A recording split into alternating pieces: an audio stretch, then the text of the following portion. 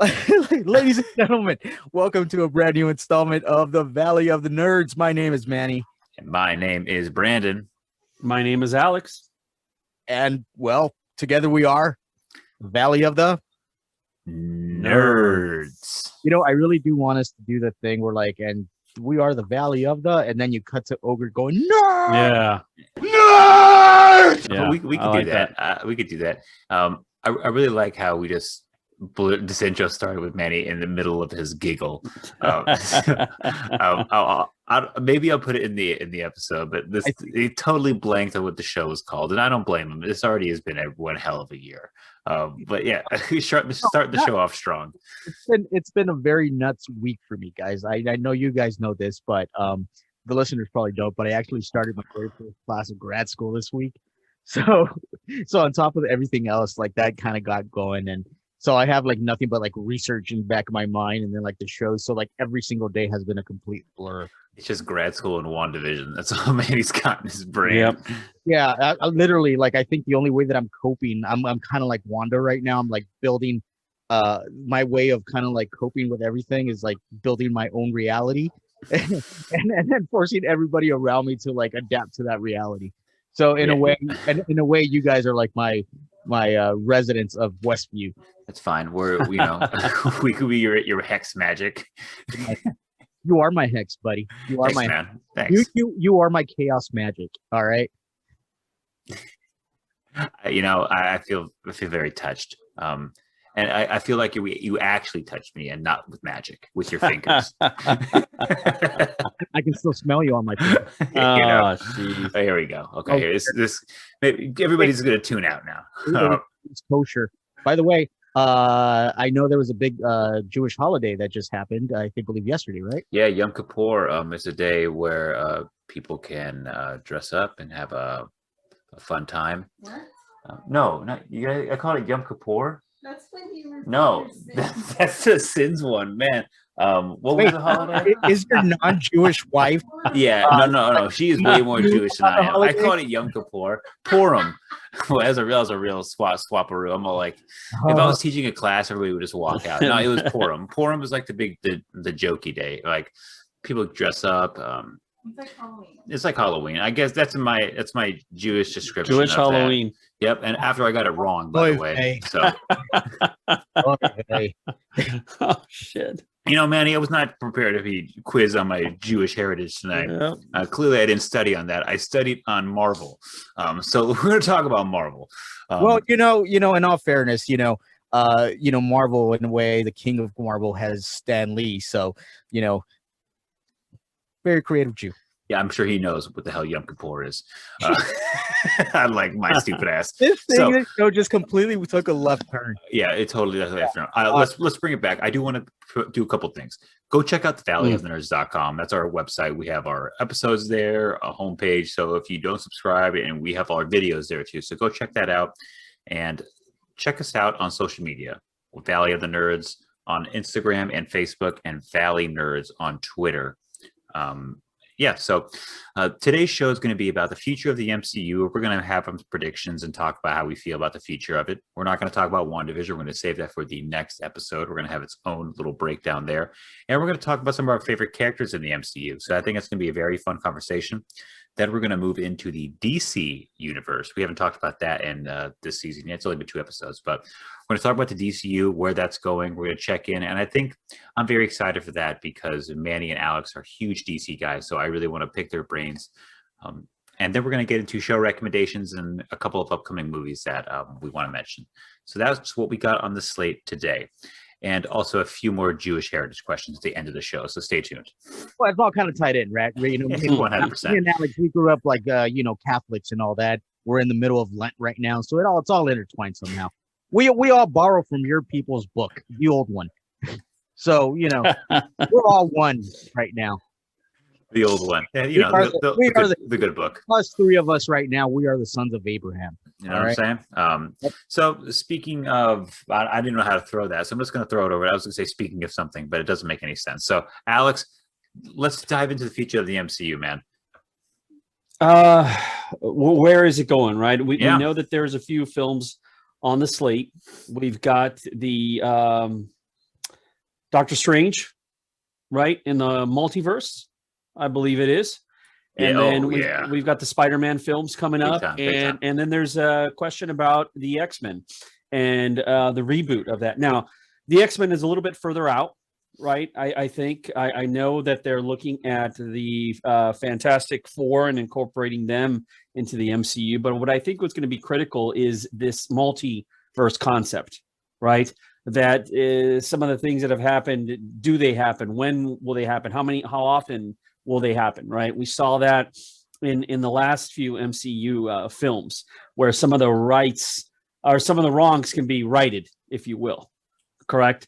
And I think what's key is that they have a lot of flexibility to work with some characters maybe that we thought were gone. I think that they also have the ability to kind of change how we see some of these characters, right? Because their actions in one world may be very different in another. Yeah, and just to kind of interject just a tad bit in there. Sure. One thing that we saw, I know we weren't going to get into WandaVision at all, but one thing that we did see and kind of proved to us is that the MCU, Marvel Studios as a whole, can we call it the MCU because now it includes TV shows? We just call it the Marvel Universe, I guess. But MCU Plus, right? That's a good one. That's a good one. You should thank you. Disney called me. They said I can't use it. Yeah. Oops.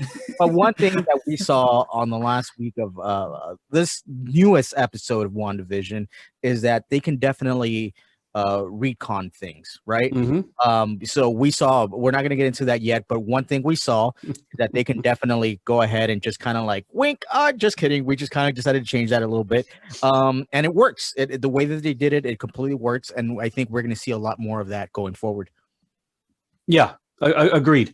I think the sheer volume of characters that they can bring in is absolutely astounding, right? They have made us care about fringe characters, not only in the films, but in WandaVision, frankly. I mean, how many of us really knew and were close to the story of the Scarlet Witch? We knew some of it, but or even not Vision, really. Or even Vision. Well, yeah, I mean, I feel like all the stories around Scarlet Witch were always it kind of was kind of used as kind of like a focus to bring in all the other major characters around them in the same way that like the Phoenix was used to bring a lot of other bigger people around her kind of thing. So yeah, I mean, Scarlet Witch I feel like is always used kind of as a starting point. Yeah, agreed. I mean, and as I was saying earlier, we know for sure that we have the Doctor Strange. We know that we have the Spider-Man films, and there's been talk of them having not just our current Spider-Man, Tom Holland, but our two previous Spider-Men in that film, right? How are they going to incorporate them? You know, it would have to be a sort of a multiverse, film. So there's definitely they're definitely working that way. We've got Guardians of the Galaxy, right? Yeah, and Volume 3, right. So we know for sure that there are some, but I think the big thing is going to be X-Men and how they're going to incorporate the X-Men into this particular universe. That's what I'm probably most excited about. Yeah. Not necessarily that the X-Men are my favorite characters, but they are certainly a big part of it. Right. And with the last few films that we had of X-Men, which, you know, there was a trend downward. I'm really excited about some of the talent that they can be bringing in for that. Yeah, I think once the MCU brings X-Men on board and they give them because I think they're not going to give them like their first movie like on their own. I think they're going to start incorporating them in the same way that they did Spider-Man in Civil War. But once they kind of give X-Men their own thing, it's going to be huge. I think it is going to be huge. And once they bring in the key here is like which one of the major X-Men characters are they going to sneak in first? I think because there's no doubt in my mind it's going to happen. It's only a matter of time, but it just comes down to that. Yeah, my vote would be for Xavier there. I could see him rolling in the wheelchair and, you know, some big reveal and what have you. But or maybe they won't even show him complete. They just show the chair and then like the wheel and the X, yeah, or something like that. And it's Deadpool. No, you know what? You know what I have to say, and we can talk about it more at length in maybe even another episode, or even in our favorite characters. But as I think about the casting that the Marvel universe has had in their films and even on the TV shows, I think it's been spot on each and every single time. I cannot think of a character that I go, no, just doesn't fit. No good. Don't like it. I mean, can you imagine anybody but Robert Downey Jr. as Iron Man? I mean, really, can you? Well, I know that when they were first talking about Iron Man, even like a few years before they actually made the movie, they were talking about Tom Cruise being Tony Stark. Okay. Yeah. So I can see that. I can see that. I don't think Robert Downey Jr. is Tony Stark, though. I mean, there's no ifs, ands, or buts, right? I can't imagine. I mean, I can see certain aspects of Tom Cruise being Tony Stark, but I don't know if he can be like that sarcastic, like that, right? That like that lovable dick. quick talking, quick thinking. A lovable dick, as you just called him. Perfect. And I think the thing about Robert Downey Jr. is although he is one of the biggest pieces of the MCU, overall it is about the Avengers. Overall it is about that collective. And Tom Cruise, I think, given his, whether you want to call it his star power, whether his personality, I think he stands more alone than a Robert Downey Jr. I think Robert Downey Jr. has the ability to do a film on his own and yet also be part of, if you will, the cast. Just simply be another big piece of that puzzle. And I think the fact that they brought in Robert Downey Jr. for that is because Robert Downey Jr. in a way, he was kind of went away for a while, right? Yeah, exactly. And then so like when we're watching him as Tony Stark, we're not thinking superstar Robert Downey Jr. in that role. We're just thinking the person who happens to fit that role. Yeah. Whereas like somebody like Tom Cruise, they'd be like, oh, well, it's just Tom Cruise playing that, Yeah. So it worked that they brought somebody who we've known from the past, but just kind of went away and then completely surprised us. I think the only way that like a lot of people felt maybe surprised like that about how good they turned out to be in a role was like when they probably brought in Michael Keaton as Batman. Yeah. I mean, Downey Jr. needed this role too, right? Like the role didn't need Downey Jr. I mean, it happened to be perfect for him, but like he was, like Manny said, like he kind of went away.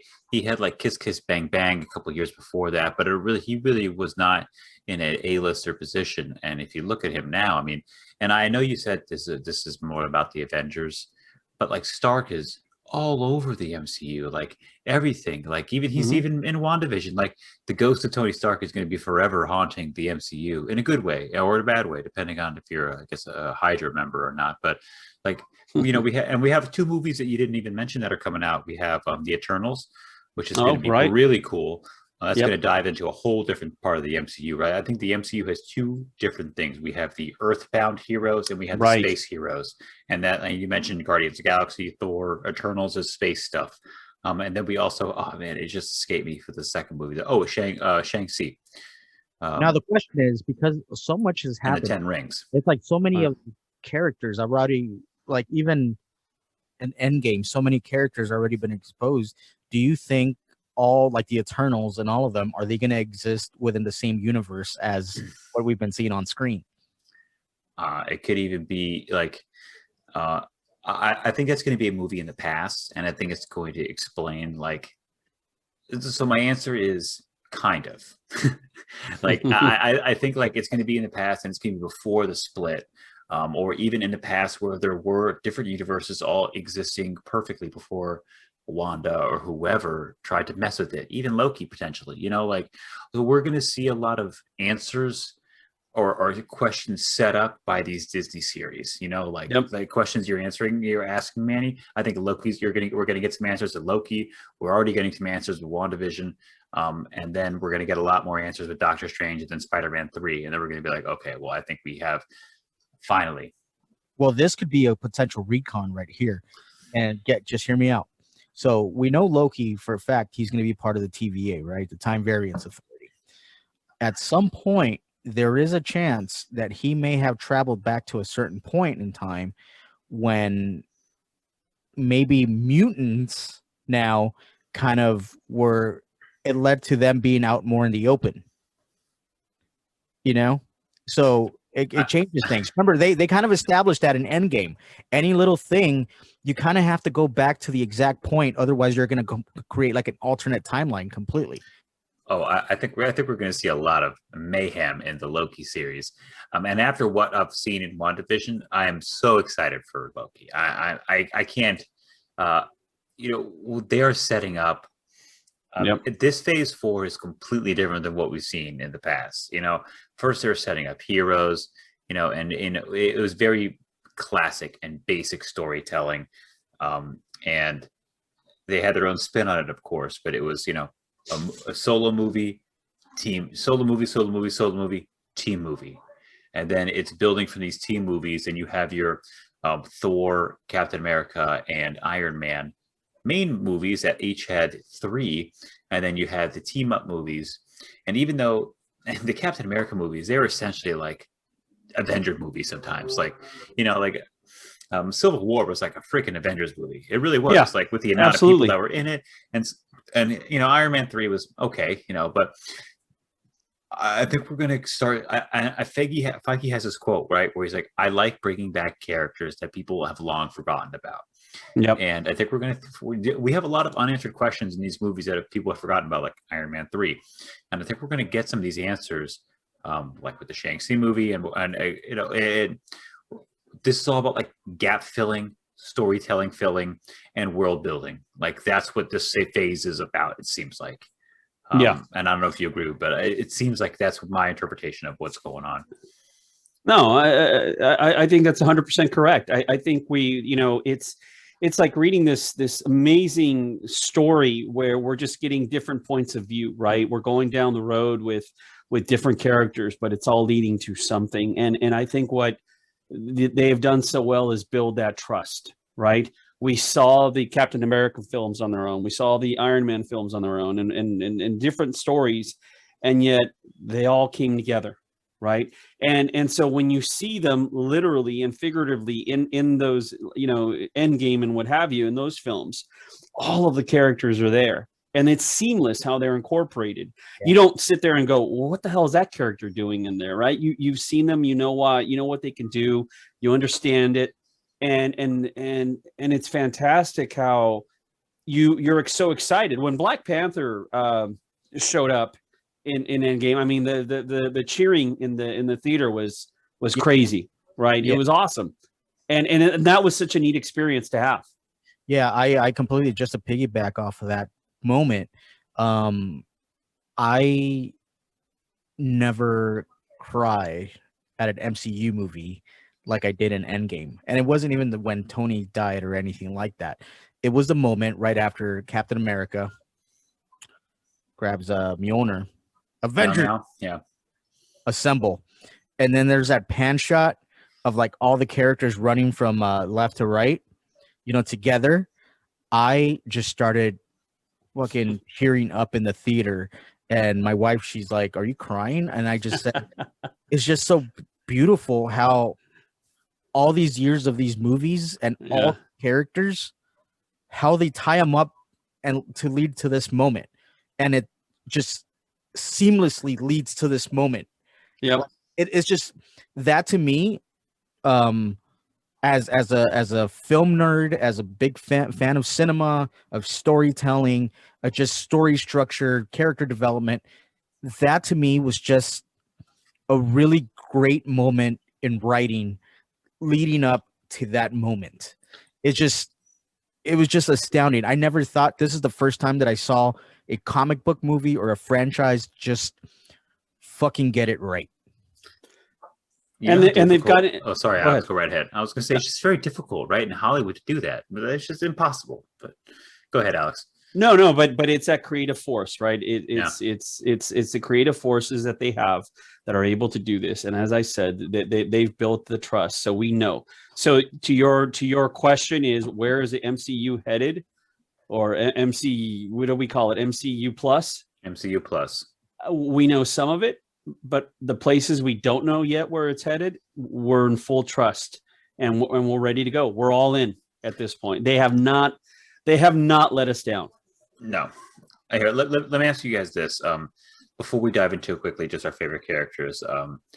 What's been your favorite movie? We're not going to get an explanation why, but your favorite movie in the last, 12 years before, I guess, including the second Spider-Man of the MCU, from Hulk or Iron Man to now.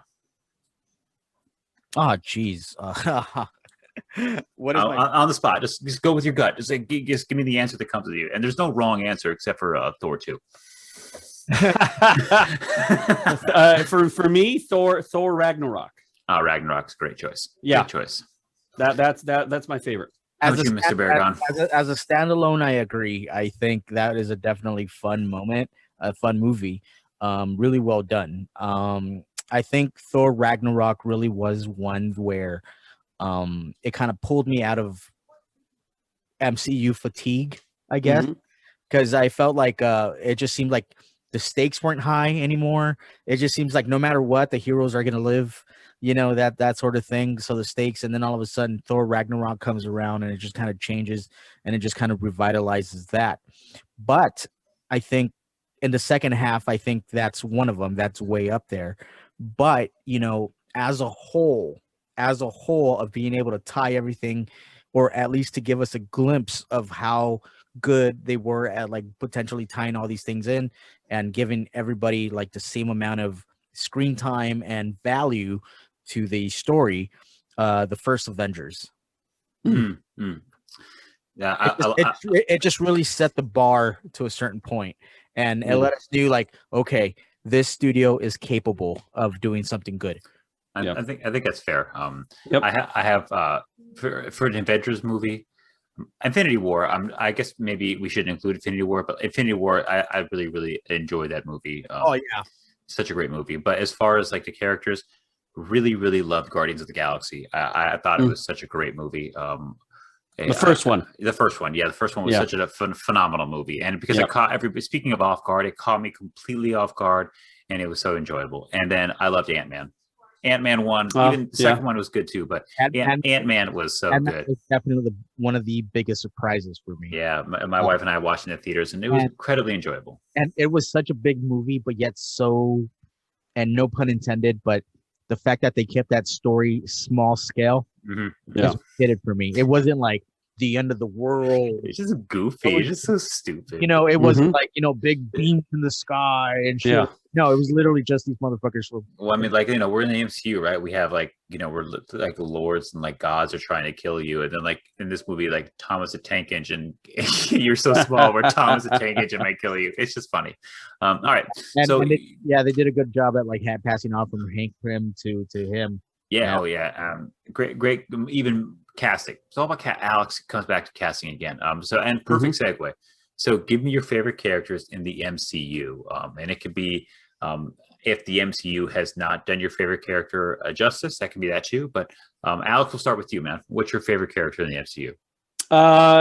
Going back to Thor Ragnarok, Thor. I think the development there of that character has been great.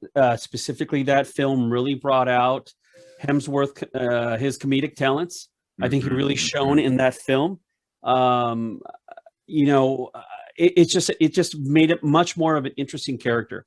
He started off as very stoic, a god, the whole bit, and then he became just this fun-loving dude that you just would want to hang with, right?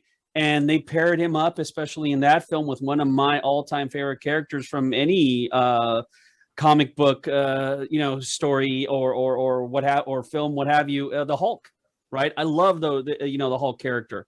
They haven't done right by the Hulk character, not in my opinion, but Thor, I think has had some of the best development. Yeah, of course, Iron Man, that's the absolute, but separate from Iron Man and Tony Stark and all of that, I would say Thor. Yeah, but you know what? We have to give a lot of credit to Kenneth Branagh because he directed the first one, and Kenneth Branagh, he's known for really handling a lot of Shakespearean productions quality as far as the tragic hero, right? So the fact that he set up Thor in that way really, gave us that arc that eventually led to, basically, Sure. story, right? So he gave him a lot of depth, a lot of tragedy in there, and as far as like his motivations and all that, it's like a really big arc, right? So Kenneth Branagh, I think nobody really talks about him, like, as far as like anymore, because he just did like one and one and done. But he really he deserves a lot of credit for that. Also, that said, just to go about the Hulk, the Hulk is my second favorite comic book character, like throughout any of the just comic book world, right? First one being Batman. But I'm not too happy with the direction that they went in towards the end there. We're like, but especially in Endgame, I'm just like, really? But however, I will say, going back to Avengers, it is the first time that we saw the Hulk just smash like we always wish he had, right? Yeah. Like in that scene where they're in New York, in the battle in New York, and then Captain America says, "And Hulk, smash," and then Hulk just goes like, right? It just goes and starts fucking, and that to me was possibly my favorite moment in that movie. So there have been glimpses of what the Hulk, how he can be used in the MCU, and then all of us, but ultimately it just kind of like, it just goes in the opposite direction. Yeah. Yep.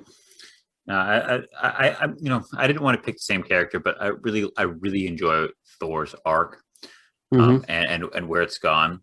I think if you would have asked me early on, I would have said Tony Stark, and and the way his character was being portrayed. I still really really like Ant-Man. I say he's such a great character, and Paul Rudd is so great. But the fact that Thor is, him. I'm just excited for the future of Thor, really, also because, like you said, comedic talent's always there, and him and Pratt are going to be gold in Thor 4. Like the ending of Guardians, I think, was it Guardians or no? It was the ending of Endgame, where he's like, "I'm in charge." He's like, "Of course." Right. He's like, "Of course." It's just, like Hemsworth is gold. Like, it's funny. I think that character is really like, I think it gave everybody that man crush on Hemsworth, and it's like, hey, this guy can do more than just like be buff. Like, he's funny, he has really good timing, and it's like, I think we're shocked when like a guy like that is good timing. Like, oh wow, like you work out and you can be humorous. Like, there's more of you. So well, to Manny's point about directors, I think you got to give a lot of credit to the director of that film. I mean, he is phenomenal, right? He does some amazing stuff. Some what is it? The Jojo Rabbit, right? He just did that. He does this great show on FX, What We Do in the Shadows. I mean, the guy is super amazing show. Such an super amazing talented, show. Amazing show. Really gets into that comedic aspect of it, and really just brings out the best in his characters. And I think he deserves a hell of a lot of credit for what he was able to do in that film. Yeah, they need to give, and Taika Waititi also did one of the episodes for The Mandalorian. Right. Yes. Right. Yeah, and he's going to do a Star Wars. He's going to be involved in the future of our lives, for sure. If Disney doesn't lock him down for contracts, they've done a terrible thing. I agree. I think they're going to lock him down. And if he did, but we will lock him down. As far as a favorite character, I'm not going to say favorite character throughout the entire thing, but a character that I look forward to and I hope I get to see a lot more of going forward, Jimmy Woo. Oh, hell yeah. Give me some Jimmy Woo all day. And I think if you would ask us all after the Loki series is over, I think we're all going to come back and say, it's Loki. It's Loki. It's always Loki. Yeah, but give me, I want Loki all along. I want to see more Jimmy Woo. Yeah, and, for sure. Also Darcy. Oh man, Kat Dennings. Again, casting. Yeah, they have just doing. Bullseye every time. They know what they're doing. It was Kenneth Branagh who brought Kat Dennings into the MCU. Yeah. Oh, and Paul Bettany, like we're seeing the gold of Paul Bettany too in WandaVision. So like casting. Like Mel Brooks says, location. Disney's all about casting. Location. No, it's merchandising. Oh, no, it was location, and Dracula Dead Loving It. Wow. Yeah, dude. Oh yeah. For the 5 people that saw that, I think it was 6. Disney needs to fucking give Mel Brooks money and just do another dance. Baseballs. Yeah, we can even be in it. I know that movie well enough. But anyways, that's we have a minute left in our segment before we take a break and then get into the DC section. Anything else you want to add in like a minute 45 about Marvel, the future of it? You know what? We can go on and on and on and on about where we think it's going to head. And one thing they've proven to us is that we've been wrong most of the time. A lot of the times. And, one thing we've seen with WandaVision is we started going off the wall with all these theories as to where it was going to head. And none of that shit happened. However, what did end up happening is the stuff that we already kind of knew was going to happen without the crazy ass theories. They've and Lesser just messed with us. Like they are. You see, that's wishful thinking, my brother. I still think they're messing with us a little bit. You're just kind of like, no, man, no, you're like the MAGAs, no, man. It's Mephisto. And it could still be. There could still be some aspect to it. We never know. Yep.